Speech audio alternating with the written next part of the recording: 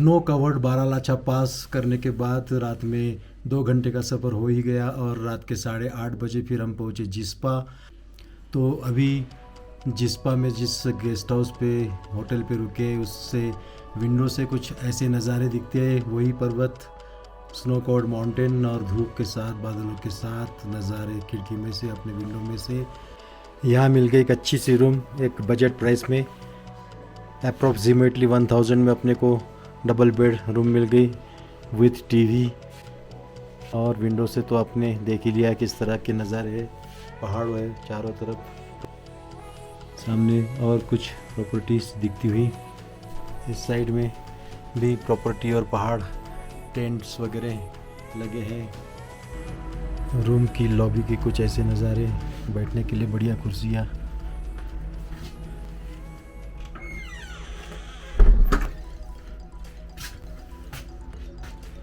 ये सुंदर सा एक रेस्टोरेंट इनके प्रॉपर्टी का, और ये सब ऐसे नज़ारे।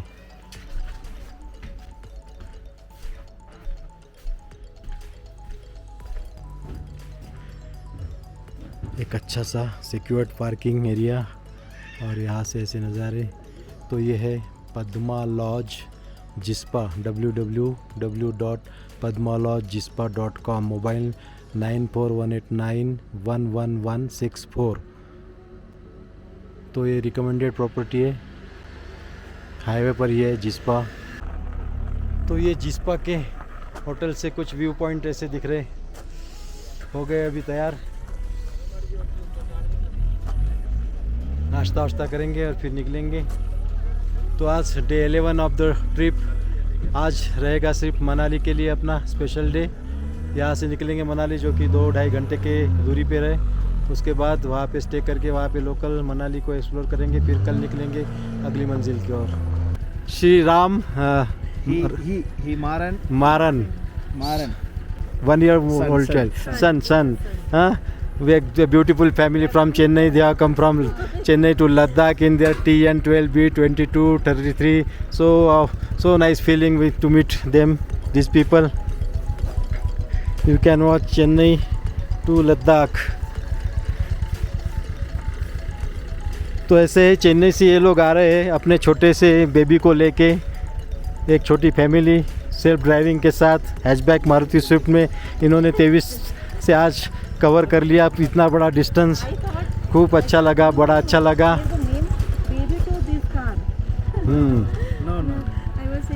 सो बड़ा अच्छा लगा इनसे मिलते रहेंगे। ये कह रहे हैं कि अपने बच्चे के लिए उसके लिए उसको इंस्पायर करने खुद ड्राइविंग करके आ रहे हैं चेन्नई से। तो एडवेंचरस लोग, एडवेंचर स्पिरिट बड़ा अच्छा लगा। से हाय, से हाय। आपका नाम? अनु। और आपका नाम क्या बोले? राम। तो इन लोगों से मिले, बड़ा अच्छा लगा। तो थैंक यू फॉर मीटिंग। और हेलो, ऐसा है, डॉगी देखते हैं तो लाड़ आ जाता है कहीं पे भी। वो स्ट्रे डॉग भी बढ़िया लगते हैं यहाँ के। हाँ,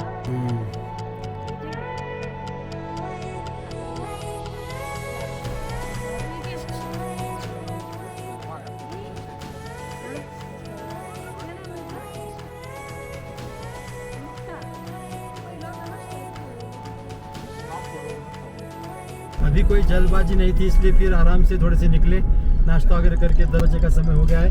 तो अभी निकल रहे हैं मनाली की ओर, जिस्पा को करके बाय। तो आज अभी मनाली पहले पहुंचते, फिर देखते आगे क्या करना है। जो अगली वाली गाड़ी है वो तो चंडीगढ़ के लिए रवाना हो जाएगी डायरेक्टली, उन्हें रुकना नहीं है मनाली में। हम देखते हैं क्या करना है तो हमें आगे। जिस्पा एक अच्छा प्लेस है रुकने के लिए, स्टे करने के लिए, नेचर से बहुत ही सुंदर, भरा पूरा पहाड़ियों से पूरा घिरा हुआ छोटा सा प्लेस है। होम स्टेज काफ़ी सारे अवेलेबल है यहाँ पे। बहुत ही सुंदर यहाँ पे वादियाँ है, तो उसके लिए उसमें अगर आपको कुछ पल बिताने हो तो आप यहाँ पे बेशक रुक सकते हो। और दूसरी बात है कि लेह से मनाली जाने आने के लिए जो ठिकाना है, तो एक दिन में शायद ये होता नहीं है, कच्चे रास्ते के कारण और बहुत सारी रास्ते की हर्डल्स आ जाते हैं। हर्डल जो है वो आते हैं, तो एक ब्रेक जिस्पा को लेके फिर आगे बढ़ना बनता है। इसलिए लोग प्रिफर करते हैं वन नाइट जिस्पा को स्टे करने का।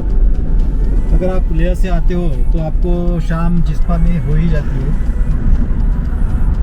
या फिर अगर आप मनाली से लेह की ओर जाते हो तो आप जिस्पा में रुको और morning early in the morning आप निकलो लेह के लिए, क्योंकि अगला रास्ता लेह के लिए जो है वो ख़राब है। ये सुंदर सी वैलीज देख सकते हो, आजू बाजू में सुंदर से पहाड़, अभी हरियाली आ गई, पहाड़ों पे पेड़ नज़र आ रहे हैं। तो अभी अपन लो एल्टीट्यूड पे आ गए हैं, यहाँ पे ऑक्सीजन की कोई कमी नहीं है। तो ये दिखता है अपने पेड़ों पर से भी, यहाँ काफ़ी सारे पैमाने पे पहाड़ी है जो है वो पेड़ों से घिरी हुई है, हरियाली से छाई हुई है। स्नो भी यहाँ मिल जाता है, आप देख सकते हो ऊपर के माउंटेन स्नो से भरे हुए। और अभी कुछ दिनों के बाद यहाँ पे स्नोफॉल होना शुरू हो जाएगा। 20 अक्टूबर को सारे होटलें करीब करीब खाली होती जाने वाली है। 1 तारीख तक तो पूरा यहाँ पे बंद हो जाएगा, ऐसा यहाँ के लोकल होटल्स वालों ने कहा है। तो फिलहाल लेते हैं नज़ारों के मज़े और चलते हैं इस मनाली की ओर।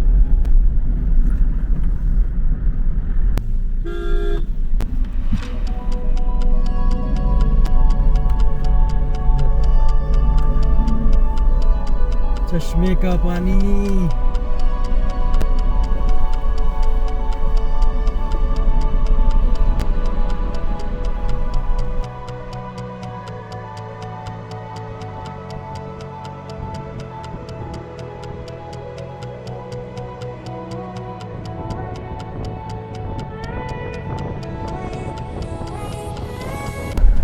बाइकर्स अभी भी लेह की ओर जाते हुए दिखाई दे रहे हैं।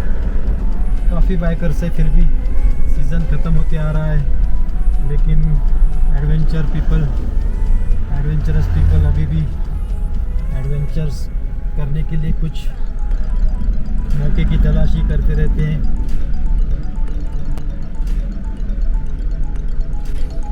अच्छा है, करना भी चाहिए जब भी मौका मिले, अपने अंदर के हुनर का निकालना चाहिए, उसका पूरा इस्तेमाल करके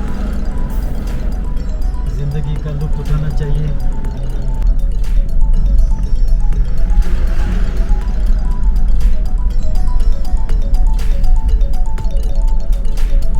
क्या है, बाहर निकलने से आपका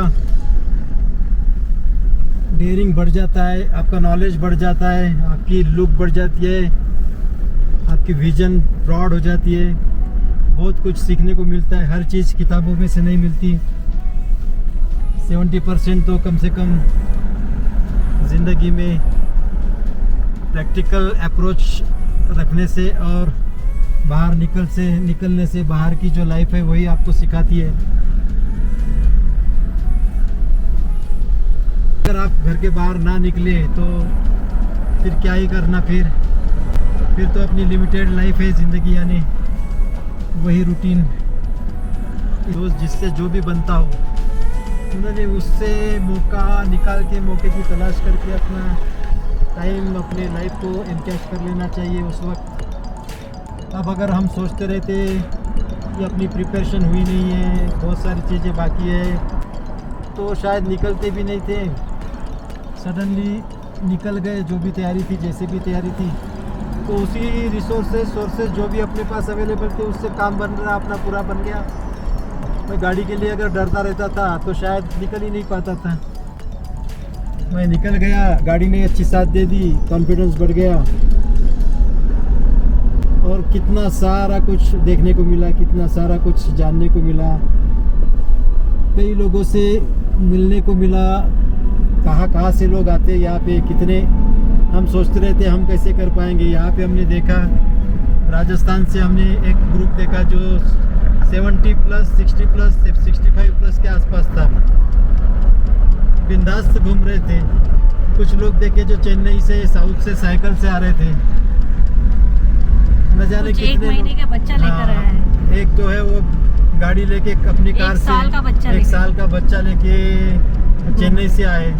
तो कितने लोग कितने एडवेंचर करते हैं, छोटी गाड़ी से लेके आए कितने सारे लोग बड़ी गाड़ी से आए कितने सारे लोग, यानी क्या बाइक से, बाइकर्स थे, क्या साइकिलिस्ट चांगला थे, पास में हमने देखा 7-8 अकेले बाइकर्स हैं। स्नोफॉल में फंस गए थे। रात का समय था, लेकिन उन्होंने हिम्मत नहीं हारी, और जो हिम्मत नहीं हार रहे वो आगे बढ़ रहे। इसलिए जब भी जैसे ही मौका मिले, अब बहुत सारे लोग हैं यहाँ पर आप बस से भी आ सकते हो। अगर आपको फाइनेंशियल प्रॉब्लम्स है तो अगर आपको एक लो बजट टूर करना है तो वो भी कर सकते हो। आप लेह तक बस से भी आ सकते हो, मनाली या श्रीनगर से। यहाँ पे स्कूटी ले सकते हो आप किराए से, और स्कूटी से भी घूम सकते हो। तो ऐसा नहीं है कि भाई आपके को फ्लाइट से आना है, आपको बाइक ही लेना कार है से या आना कार ही है, लेना है, आपको ऐसा कुछ बहुत नहीं। एक्सपेंसिव टूर करना है, बहुत एक्सपेंसेस खर्चा करना होता है, ऐसा भी नहीं है। लो एक्सपेंसेस पे भी हो जाता है लोगों का।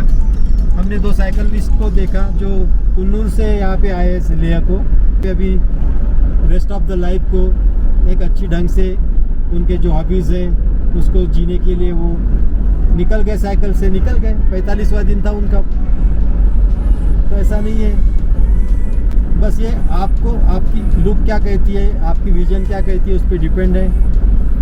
अगर आपके पास स्पिरिट है, हिम्मत है, कर लो आप हिम्मत, ना मत कहो कभी। जो सामने दिखता है उसको एक्सेप्ट करो और आगे बढ़ो। एक्सेप्ट करने में जो हकीकत है, जो रियलिटी है, जिस दौर से आप गुजर रहे हो, उससे एक्सेप्ट करने में कोई बुराई नहीं है। तो एक्सेप्ट करते रहो चीज़ों को जो अपने पास है, और आगे बढ़ते रहो। फिलहाल आप नज़ारों का लुत्फ़ उठाइए और मनाली की वादियाँ, मनाली के रास्ते, मनाली की खूबसूरती आप एंजॉय कीजिए एंजॉय कीजिए और हमारे साथ बने रहिए। Thank you. सो जिस्पा के बाद अभी आता है टांडी। टांडी एक छोटा सा प्लेस है, बहुत सुंदर सा सराउंडिंग, ये रिवर है बाजू में। और टांडी के बाद अभी आएगा सिसु। तो ये जो इस रास्ते पर के जो बहुत ही सुंदर ठिकाने हैं, उसमें से जिस्पा, बाद में फिर टांडी और सिसु ये है। यहाँ पे आप रह सकते हो, स्टे कर सकते हो, यहाँ के नज़ारों का लुत्फ़ उठा सकते हो, बहुत सुंदर है।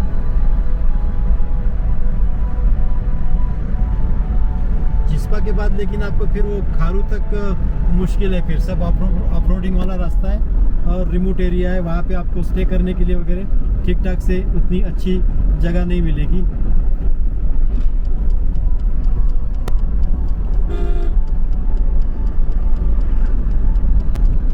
देखो सुंदर कैसे नज़ारे हैं। धूप आज खिली हुई है, सूरज खुला है पूरी तरह, और यहाँ पे पेड़ वगैरह खूब सारे दिखाई पड़ रहे हैं पहाड़ों पे। तो उससे पहाड़ों के नज़ारे कुछ और ही हो गए। ऊपर से स्नो कवर्ड माउंटेन्स भी है साथ में, तो ग्रीनरी भी है और नेकेड माउंटेन्स भी है, उसकी सुंदरता डबल हो जाती है।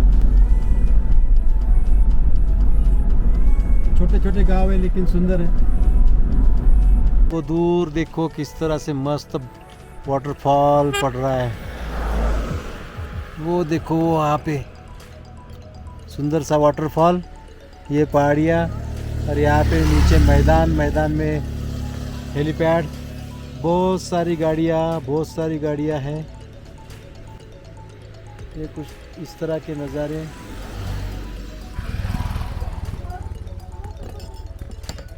वाटरफॉल है, हेलीपैड है ये।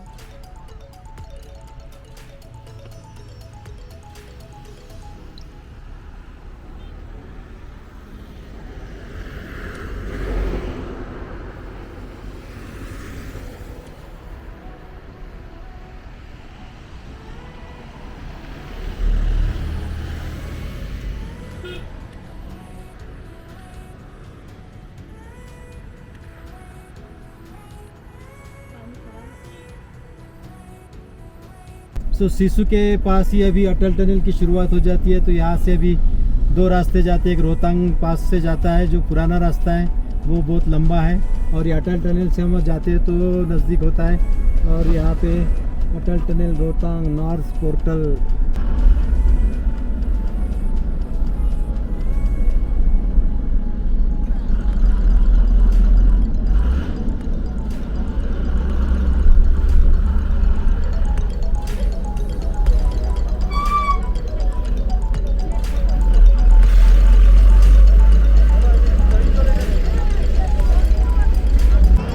सोजी पहुंच गई अटल टनल पे, तो थोड़ी देर यहाँ पे रुक के निकल जाएंगे हम आगे की ओर। इतने लोग और इतनी भीड़ भाड़ यहाँ पे अटल टनल के दर्शन लेने के लिए भी लोग इतने तादाद पर आते हैं।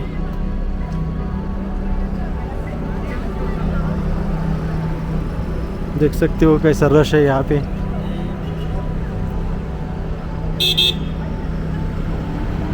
बहुत ही खूबसूरती से यहाँ के नज़ारे अभी देख लो। और ये टनल हम क्रॉस करेंगे तो क्रॉस करते ही कुछ अलग ही नज़ारे दिखेंगे अपने को। इतने सारे बाइकर्स, इतने सारे लोग यहाँ पे, सारे अटल टनल को देखने के लिए। अटल टनल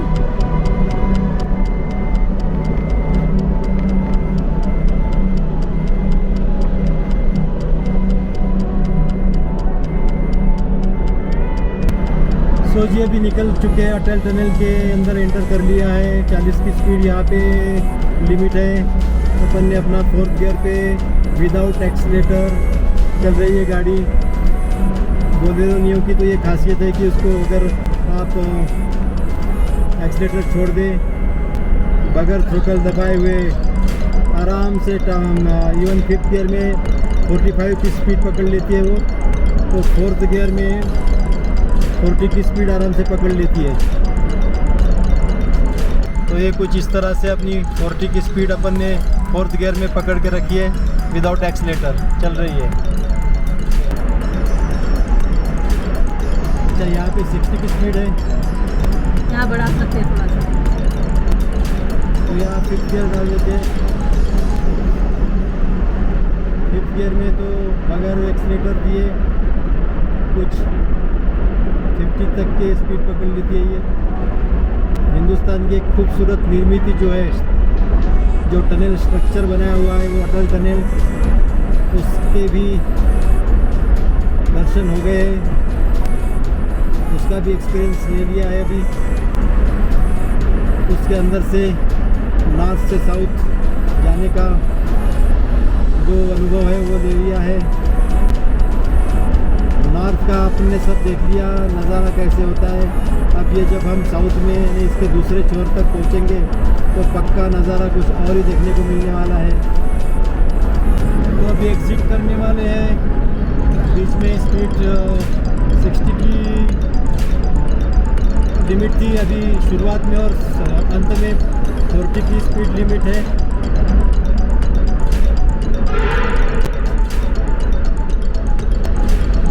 तो होप के नज़ारे कुछ अलग देखने को मिलेंगे। यहाँ पे चमचमाती रोशनी,